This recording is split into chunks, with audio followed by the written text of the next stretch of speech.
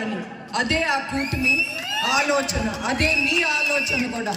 మీ ప్రభుత్వం రావాలి, మీకు సుఖశాంతి, సంతోషం, అభివృద్ధి తీసుకోవాలని మీరు కోరుకోవాలి.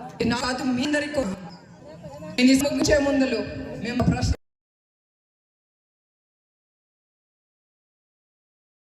విభజన అయిన తర్వాత మన ఆంధ్రప్రదేశ్ని కట్టు బట్టలతో మనని బయటికి పంపించేశారు, ఒక్క పైసా లేకుండా. అట్లాంటి ఆంధ్రప్రదేశ్ని ఈ 5 ఏళ్ళలో ఆయన చాలా అభివృద్ధి చేశారు.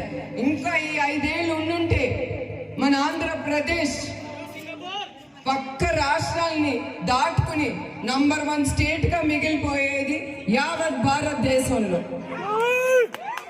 అట్లాంటి ఈ ఆంధ్రప్రదేశ్ ఇప్పుడు ఈ ప్రభుత్వం తల దించుకునేటట్టు చేస్తుంది.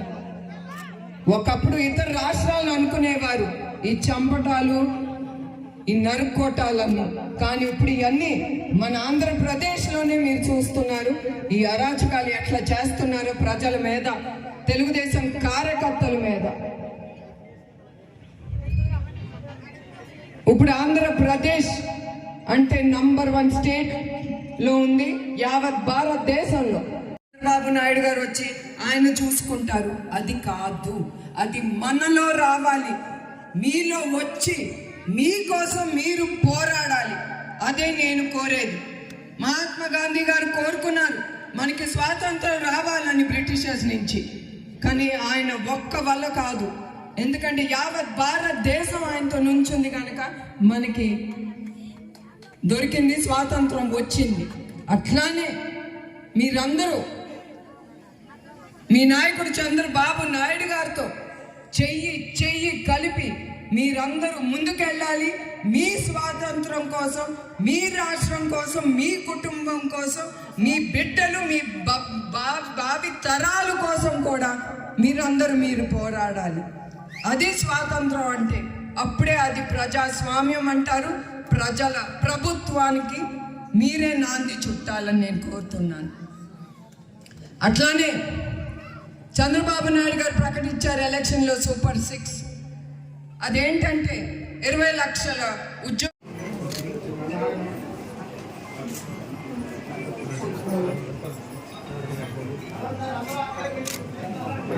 మన ఎన్నిక వచ్చాడు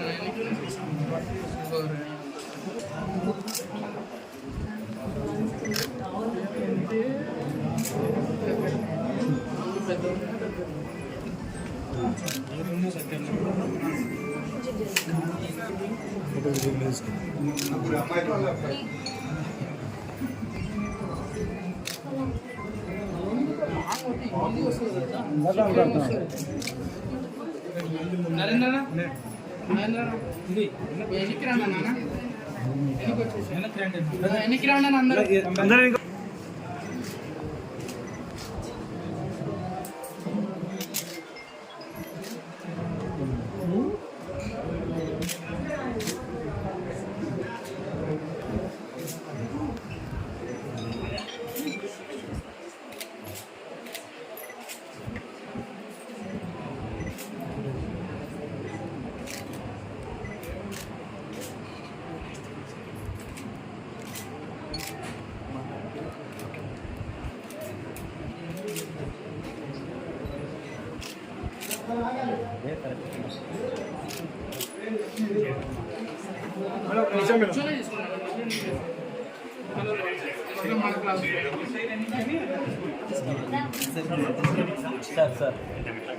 సార్ బ్యాక్ రండి అబ్బా, బ్యాక్ రండి.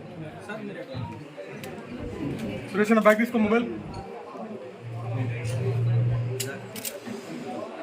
సార్ దగ్గరికి వెళ్ళండి సార్.